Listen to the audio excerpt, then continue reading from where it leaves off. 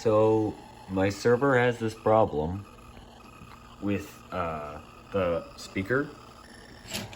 Sorry, excuse my bananas and GPUs. There's a lot of interference when there's high CPU load and disk load.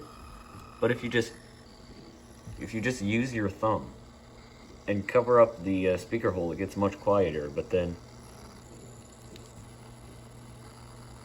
it comes back. Makes some very interesting sounds. I think I'll probably just unplug the speaker.